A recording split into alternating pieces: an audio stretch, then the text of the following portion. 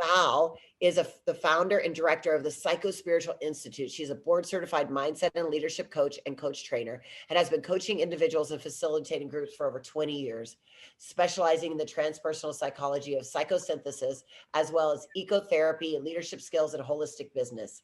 Val is also a deep ecologist, an international speaker, and author of Call of the Ecological Self. She's been featured multiple times on Hay House Radio, NBC, and USA Today, as well as numerous publications. She works with emerging leaders and mission-driven entrepreneurs who feel the shift in our world and want to be catalysts for change. And she supports people to deepen their self-awareness and develop personal and global leadership skills so that they can confidently achieve their potential and inspire the world through their unique gifts. Welcome, Val. Melissa, thank you. Thank you so much. And I'm so happy that you're doing this again. Our world. I am so happy to have you back again. I think your talk last year on our first annual was one of the most well received of all of them.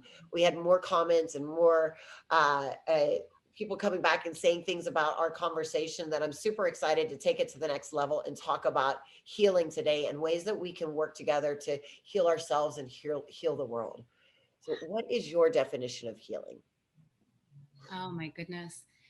For me, the word healing and the word wholeness really go hand in hand.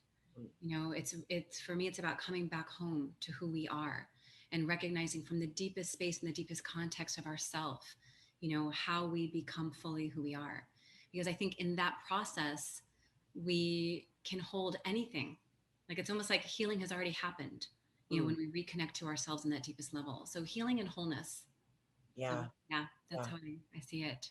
Yeah, and it's fascinating that we have to come to this place of healing. Like we're looking at the way that the world is right now, the things that are happening, that we're saying everything needs to be healed. We're looking at a new era, and I don't believe anything is broken, right? I believe that at the core that we are all already whole, but it's like letting go of the parts of us that don't believe that, the parts of us that aren't experiencing that, and letting the experiences that are showing up in our world right now to kind of shift and say, how do we bring wholeness to every experience that we have? How do we bring that light in and that experience together?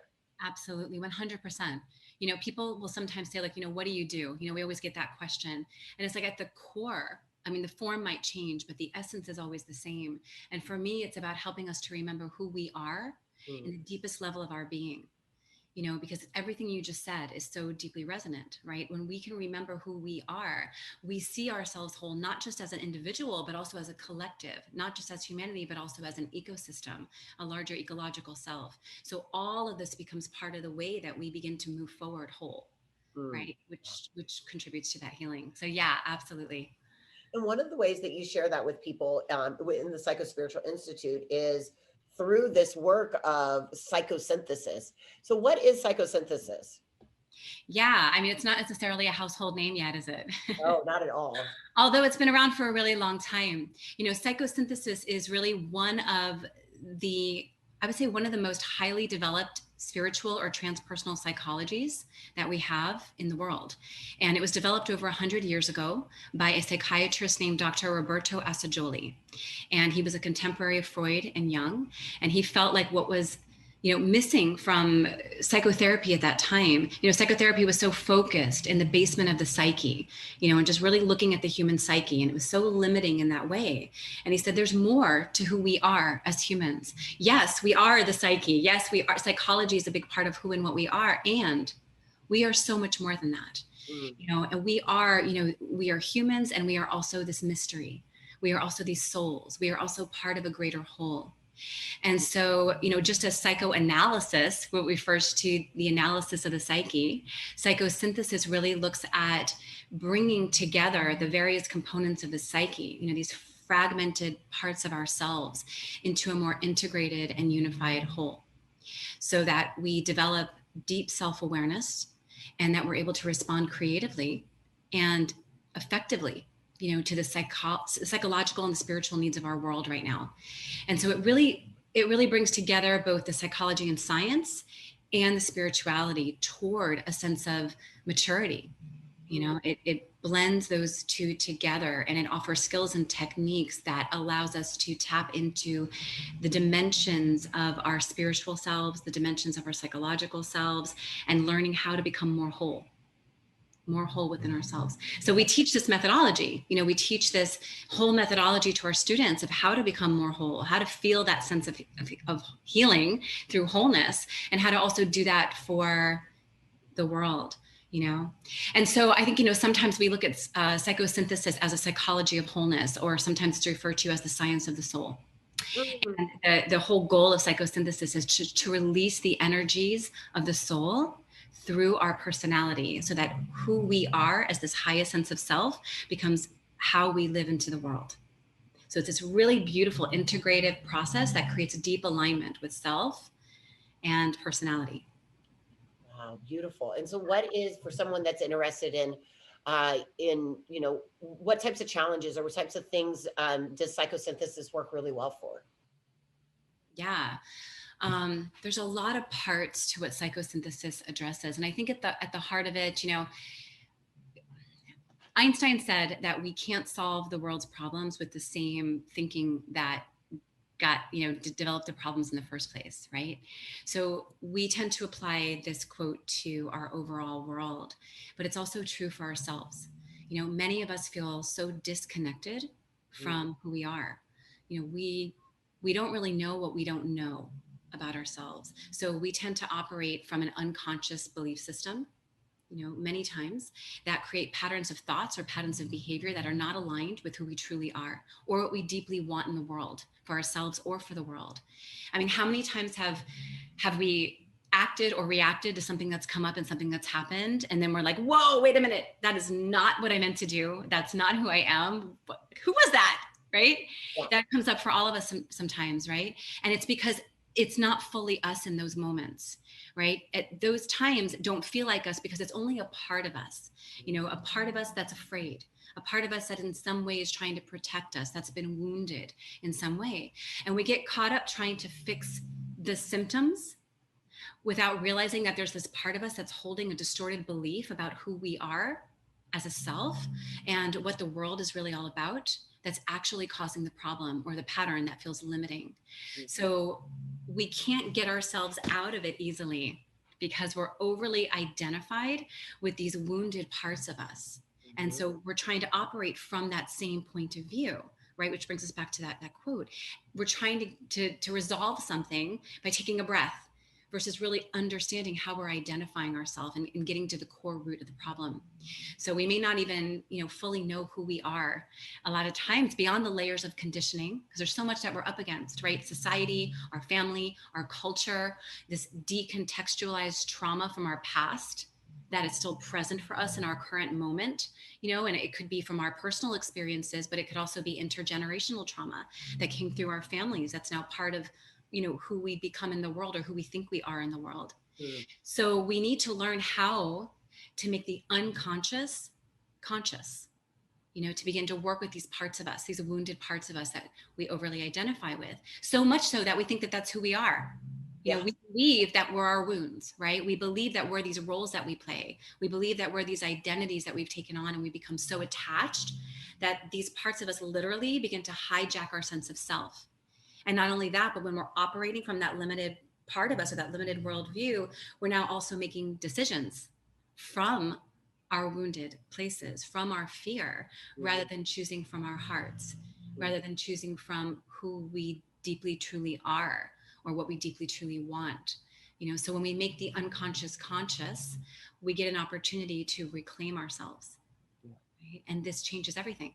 Now we get to live and choose not from our wounds, but from a clear, empowered vision of self.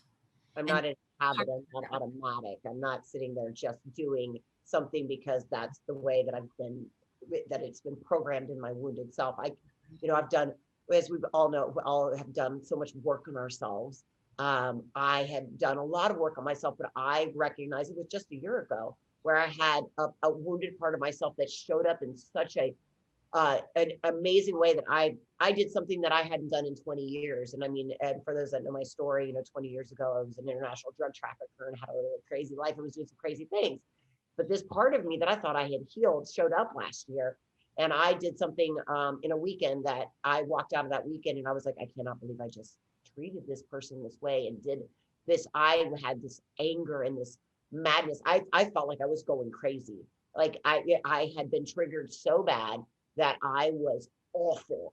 And I walked out of it and I was like, wow, you got some more stuff to do, right? Like, and I believe we always do, but it was something that was so triggering that it literally threw me back to a person that I thought I had left behind. And that's that wounded part, right? There's just pieces of us that are in there that we have to love and bring to the light and be like, oh, well, here, but it was beautiful, I think. And I think this is part of it is like when we learn and say, okay, oh, there is this piece of me now that I know that it's here, unconscious to conscious, where, as you were saying, it brought it to my consciousness that I could go do that work and say, oh, I have to really figure out what this is, because this is something that's obviously not healed, that I've just been covering up thinking it was healed.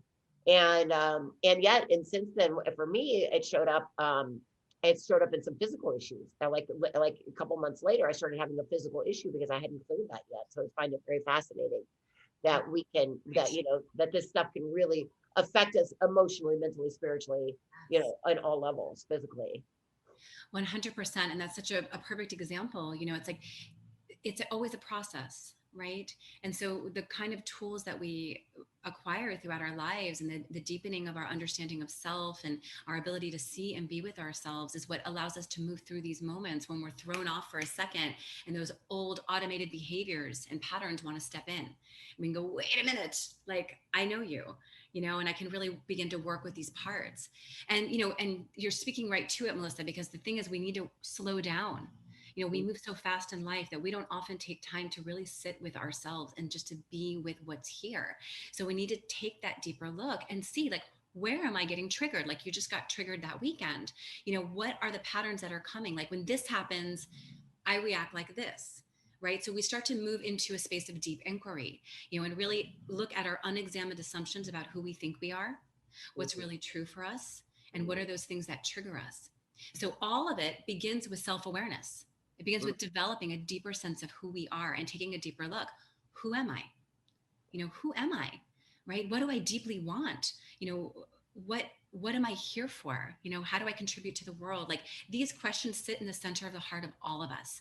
We don't often take times to really ask them, but they are so important, and they are right here, always wanting our attention, because we want to know ourselves. So to do this, we want to become an observer of our inner world.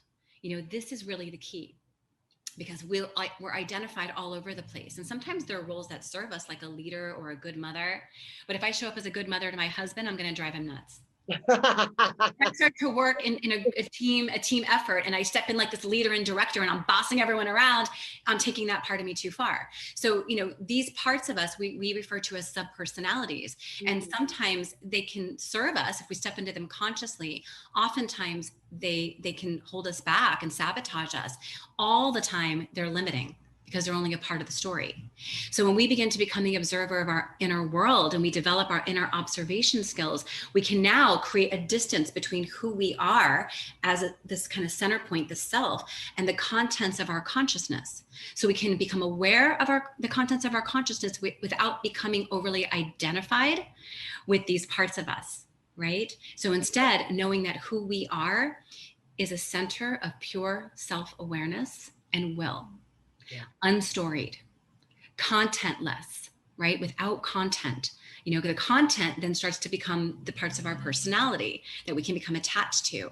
It doesn't mean we don't have experiences or we don't have a personality, but we want to become that director of our lives. We want to become, we want to be able to observe and direct the energies of our soul, right? So from this space, I can see these parts of myself. I can see the hurt parts, right? I can see and be with the emotions that can feel too hard to hold. Right? I can experience my emotions. Maybe I just experienced the loss of a loved one and I'm moving into some deep grief. Well, I can experience that grief, but not so much that it paralyzes me, because who I am is also more than that grief. So I have the experience of the grief, and I can also see myself having that experience, and like a parent to a child, wrap my arms around that part of me and really begin to love that part of me and experience that part of me, right? I can be with it. I can be with my pain, my discomfort, my confusion, my numbness, right? I can unconditionally love and accept myself exactly as I am, as this loving observer, as this deeper self. Because when we're able to do that, we're able to bring presence into every moment and every experience of our lives. And this is such a deep part of healing, is being able to be with what is, and turning toward our experience, and know that every experience we have is part of our path. There's no such thing as being pulled off your path. Like everywhere we go and everything we do is part of our experience. Every experience is teaching us, shaping us, giving us information about who we are and how we can become more fully ourselves, right? How we can reconnect with ourselves in this way. And when we do that, we unblock the feedback loops, because every experience we have, especially the most intense emotions that we experience, is feedback, asking for our attention, asking for our love, asking to understand it. And when we ignore it, or we numb out, or we push it away, we do not allow ourselves to receive the feedback that is needed for our growth, or to accelerate our growth and our personal evolution, right? So we continue operating from the same mindset and the limiting patterns, right? If we don't take a time to really look deep into this. So the work that we're talking about here is very much about the both having the experience and recognizing that who I am is so much more. So it's the opposite of spiritual bypassing. Yes. Right? We don't want to transcend all this stuff. We want to go deeper into it, literally go into the experience. And so we can disrupt the patterns, right, that are creating suffering within our lives. So we want to make that the unconscious conscious. We want to deeply identify with what is going on here. Notice that there's a part of me. There is this part of me that has this belief. There is this part of me that believes I'm not lovable, that believes I'm not creative, that believes they don't want to hear what I have to say and I'm not unique, that believes, or there's this part of me that says I'm just depressed. That's who I am, right? There's a part of me that believes that. We want to recognize that so that we can begin to work with it. And then we move through a process we call disidentification.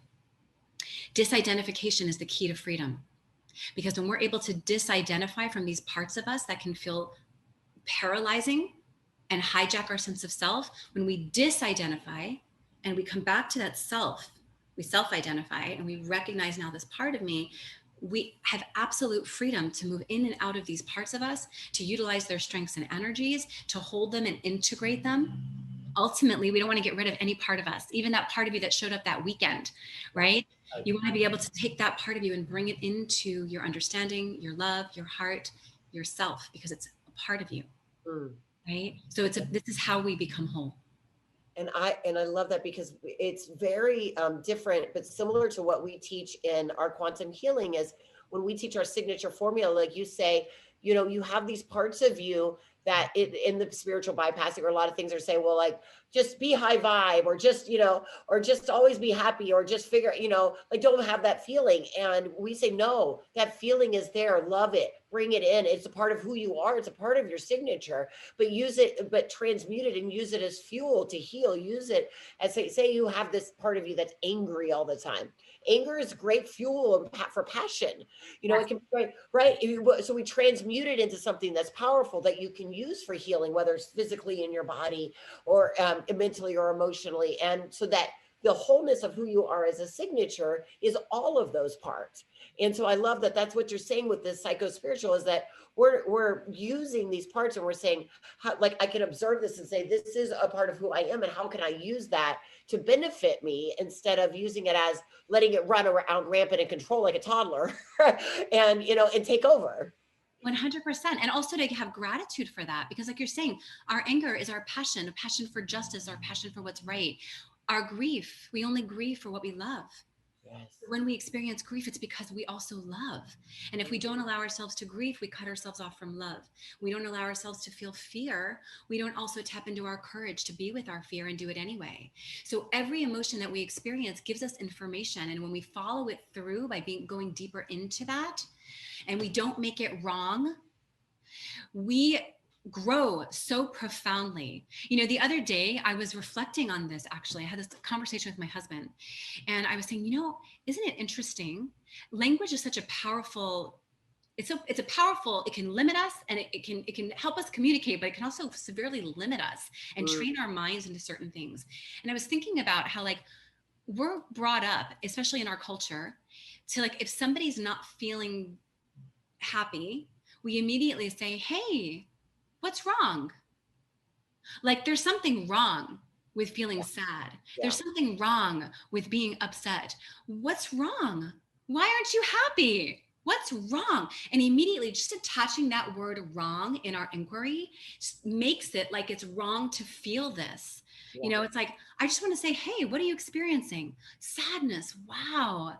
What does that feel like right now? What's happening in that space?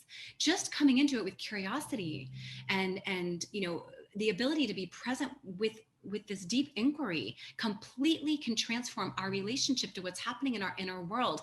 That is healing. We're immediately healed when we recognize that there's nothing wrong with what we're feeling. There's nothing wrong. There's no bad emotion.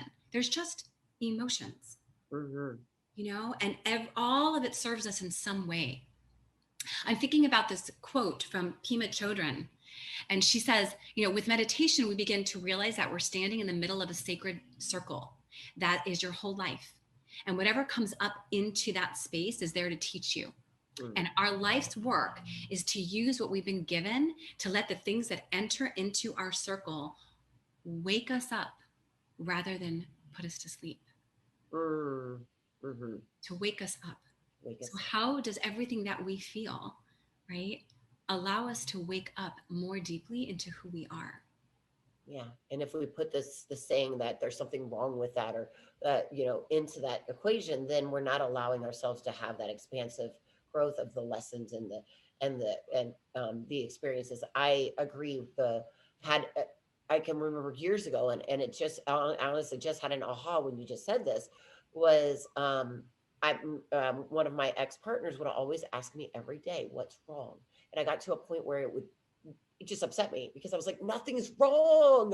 Like, I'm like, no, it's just, I'm not smiling. Like, or, you know, I'm one of those people, I'm very contemplative, and and I'll sit in a room and I'll just watch things. And so maybe my face, I have, I guess they call it the resting, you know, the resting, whatever face. Like, I don't look like I'm happy, but I'm super happy on the inside. And people be like, what's wrong? And I'm like, nothing's wrong. Like, life is so good, you know?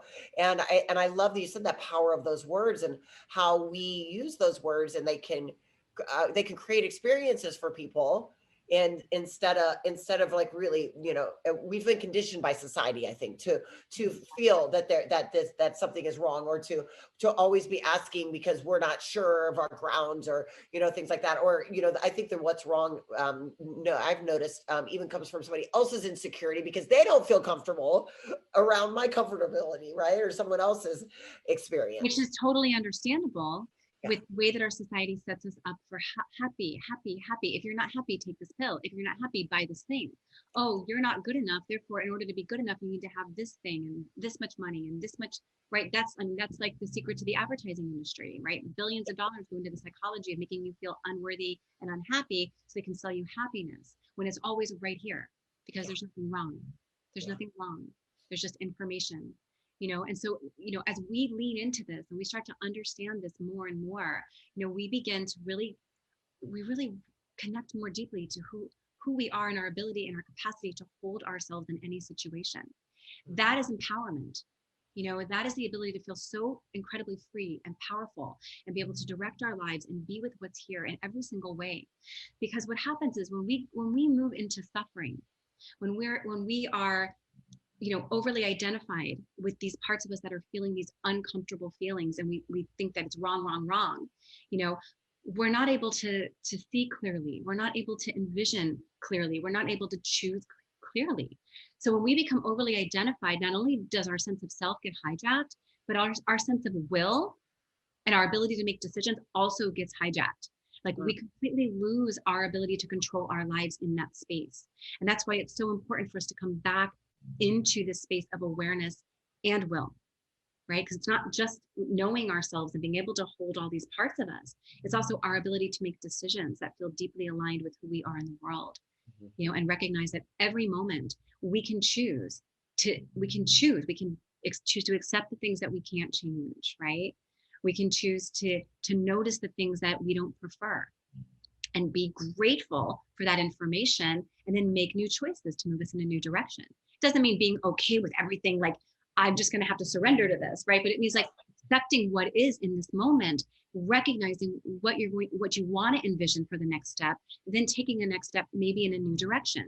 But as you do it, you don't do it from a space of suffering or overly identified with these parts, but you do it from a clear space, you know, that moves you forward, right? Because that's how we are able to make clear, powerful decisions, is by coming back into a space of acceptance, of connection, of compassion, of self-love, you know, and that is so incredibly important. So how, once we get to this place where being the observer, we're able to bring ourselves back to this wholeness, and working on this as the self. How does this work? How does it contribute to the larger collective healing, to our world? Yeah, you know, those of us who are most whole, most self-aware, get to lead our world forward. Mm. You know, that's the first thing that I want to say, is like when we are really clear about who we are and how we connect with life and what really matters and what we really value and what our sense of purpose is, we naturally contribute to a greater vision for life, because it's who we are, right? There's an evolutionary movement that's happening inside of us. That's always happening. It happens without our awareness, right? We're always in a state of evolution. All living things contain within them a drive to evolve, to become the fullest realization of themselves. And when we bring our awareness to that process, we get to accelerate that process and cooperate with that natural movement toward evolution, personally and also collectively, right? Because we as individuals are not compartmentalized beings. We are interconnected and interdependent with the world. And when we realize this, right, and getting to know ourselves, we also get to know that at every moment we're part of a greater whole. You know, Thich Nhat Hanh, he talks about, he came up with the word interbeing, right? We can't just be by ourselves alone, right? To be is always to interbe, right? We're always interconnected with life. And so the theory and the practices that we're talking about, you know, work on every level of wholeness, right? How are we, for instance, overly identified in our politics in a way that can limit us? How are we overly identified in our culture or our race in ways that can feel limiting or create duality and suffering in our world? You know, it's really important, especially like this last year and a half, we have really seen this play out, like a tremendous amount of division, right? Everything, like everything feels compartmentalized. Everything, yeah. So can we recognize that we might have an identification, and who we are is also so much more than that, right? We are also part of a human race. That is another whole. So we're individuals, we have a family, we have a community, we have a race, it's the human race. And as humanity, we can become overly identified. What happens when we identify only as humans to this planet? We're watching that play out on an ecological level right now, where there's a sense of duality. There's humans and then there's nature, right? But we know that that's not true. So how do we also reconnect with our living planet and connect with our sense of an ecological self? So healing ourselves becomes the healing of our world. Because when we understand our levels of wholeness and how we're interconnected and part of larger and larger and larger levels of wholeness, our choices are not just about us. They also become part of contributing to a greater good. How do my choices create a ripple effect into the world that either contribute to an accelerated evolutionary movement, or continue to contribute to a paradigm of separation that creates suffering in the world? Because when we're not aware, we can inadvertently, with all the well-meaning in the world, we can inadvertently contribute to more suffering when we're not aware of who we are and how we are interbeing with the world.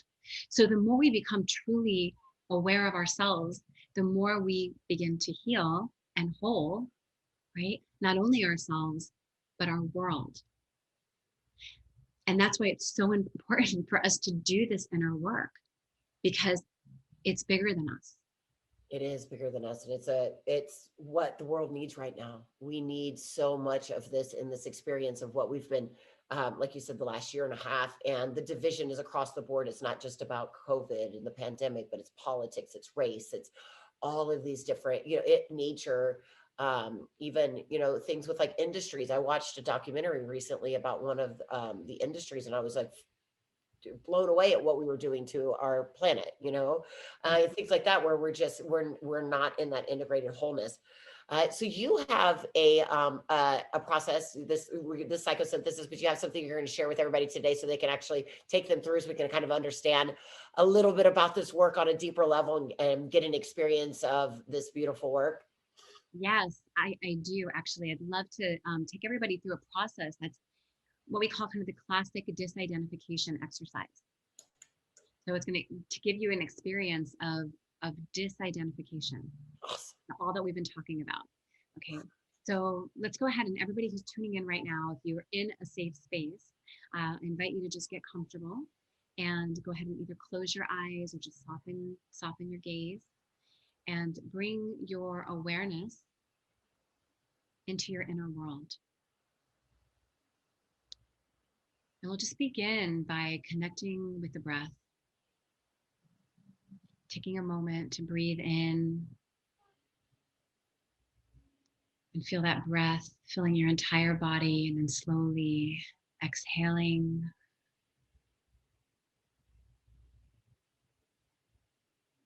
And just take another breath in, breathing in, and slowly, deeply exhaling. And one more time, breathing in and exhaling.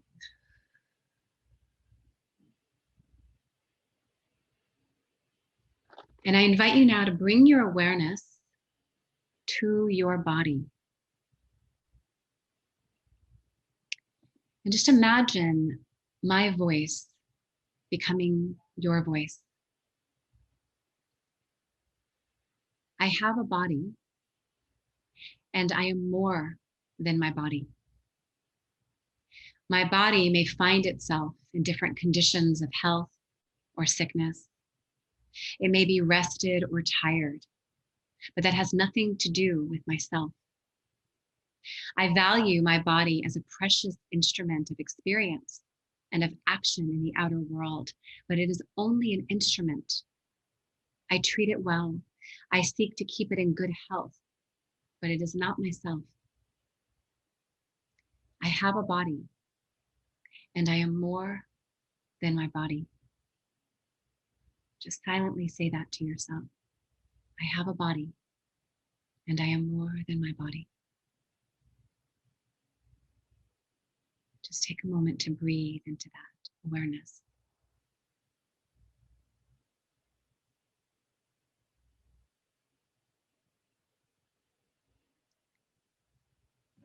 And now bring your awareness to your emotions. I have emotions, and I am more than my emotions. My emotions are diversified, changing, sometimes contradictory. They may swing from love to hatred, from calm to anger, from joy to sorrow. And yet my essence, my true nature does not change. I remain. Though a wave of anger may temporarily submerge me, I know that it will pass in time. Therefore, I am not this anger. Since I can observe and understand my emotions and then gradually learn to direct, utilize, and integrate them harmoniously, it is clear that they are not myself. I have emotions, and I am more than my emotions. Just silently repeat that. I have emotions, and I am more than my emotions. And again, take a moment to breathe into that understanding, that awareness.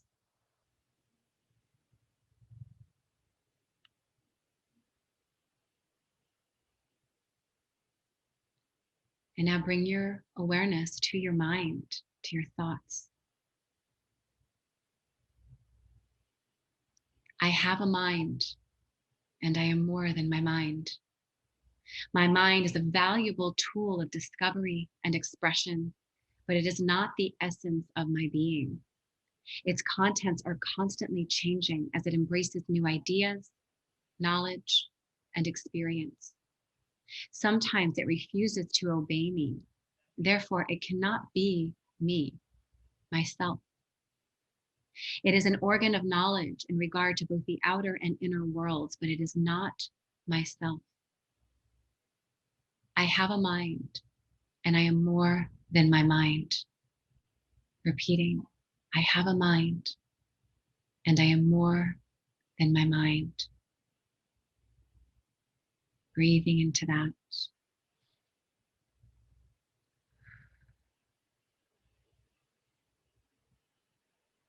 So what am I then? What remains after having disidentified from my body, my feelings, my mind? It is the essence of myself, a center of pure self-consciousness. It is a permanent factor in the ever-varying flow of my personal life. It is that which gives me a sense of being, of permanence, of inner balance. I recognize and affirm myself as a center of pure self-consciousness, of creative, dynamic energy. I realize that from this center of true identity, I can learn to observe, direct, and harmonize all of the psychological processes and the physical body. I choose to achieve a constant awareness of this fact in the midst of everyday life and to use it to help me and give increasing meaning and direction to my life. I recognize and affirm I am the center of pure self-consciousness, awareness, and will. And silently repeat, I am the center of pure self-consciousness, awareness, and will. And take a moment now to breathe into the center of awareness, yourself as awareness, yourself as will.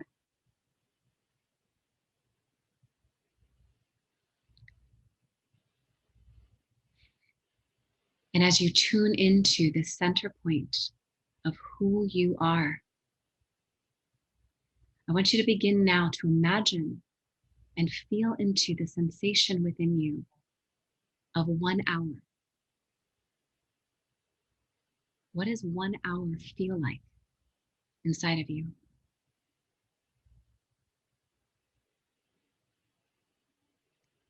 And begin to expand that sensation into the feeling of a day. What is the sensation of 1 day?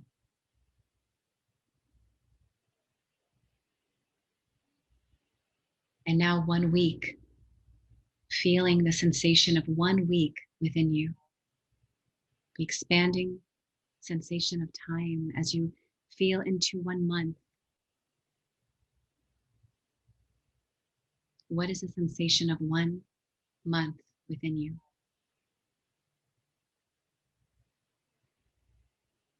One year. Breathing into the feeling of 1 year.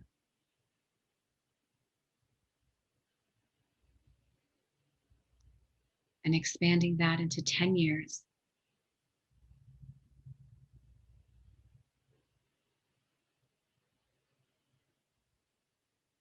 And now into 100 years. What is the sensation of a century within you?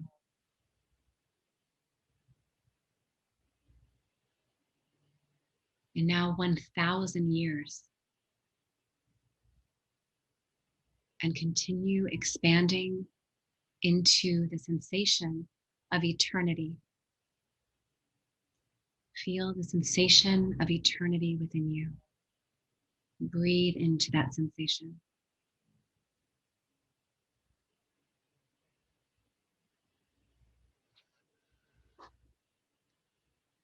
And as you stay connected to the sensation of eternity, begin now to imagine a space within you, a spherical space a foot in diameter. And feel that now expanding into 10 feet. The sensation of 10 feet, expanding into 100 feet in every direction. And now feeling yourself expanding into a mile in every direction. Into 10 miles.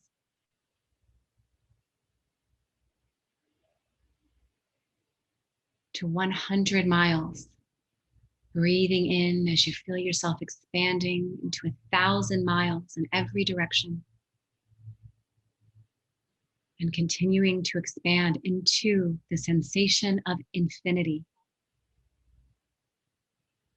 And breathing into the sensation of infinity.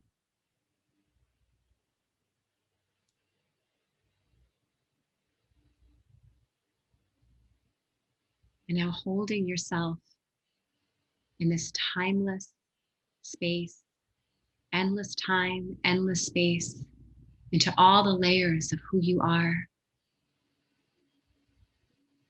Feeling yourself whole, healed, expanded, part of everything, and everything part of you.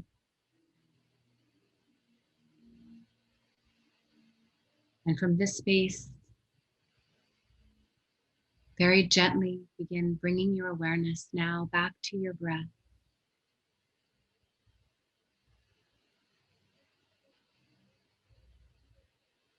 And very gradually, once again, to your body and your mind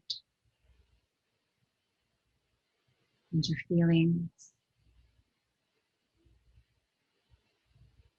until you feel yourself grounding once again in this body, in this moment, still connected to the sensation of infinity, eternity, still aware that who you are is the center point of awareness and will, and your beautiful, differentiated self. And very gently begin to move your shoulders and your fingers, taking one full deep breath, and then exhale with a little sound. When you're ready, go ahead and open your eyes.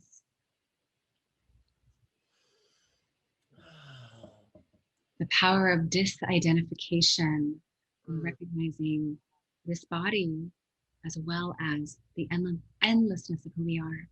Yeah. Wow, what a beautiful experience. Thank you so much for that. So if you love what we're sharing today about psychosynthesis with Val, please share this episode with everyone that you love, because being disidentified and recognizing your greatness and your wholeness, and you're part of all of infinity, and also bringing you back to this point to where you are so you can hold both those is so important for all of us in healing the collective right now. So please share this with everyone that you love, and so that we together can create a conscious revolution.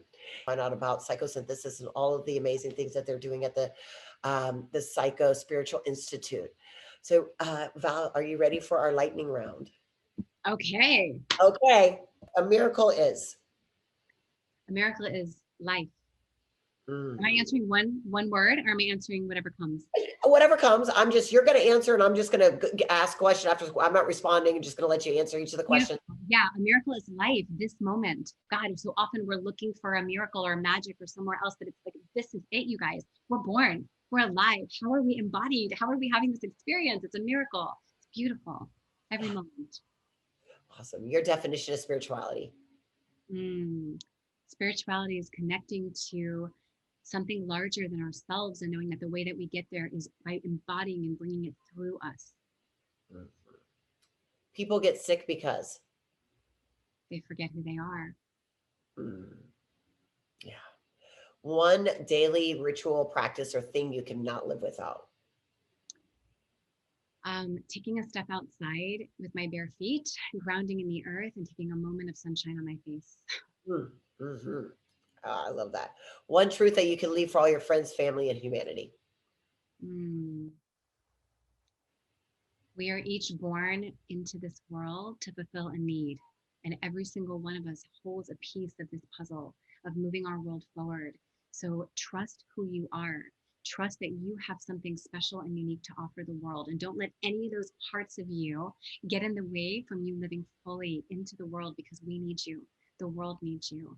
And when we're in service to the world, nothing can stop us. Awesome. And one thing that you want to do, be, receive, or have that you're super excited about that's coming up in your life. Mm. Um, so the first thing that came was something I shared with you right before we jumped on, which is that I'm in the process of creating a membership program with Psychospiritual Institute as a way of serving. So we run, board certified life coach and leadership trainings now. And I also well, if people don't want to become coaches, I really want to be able to serve you. So I'm so excited. I'm putting my whole heart into this beautiful membership where we can dive in together as emerging leaders and receive soul level nourishment and coaching and practices that create resilience so that we can continue to do the great work in the world. So I'm super psyched about that. Awesome. I love it. Well, thank you, Val, today for your magic and miracles and your wisdom.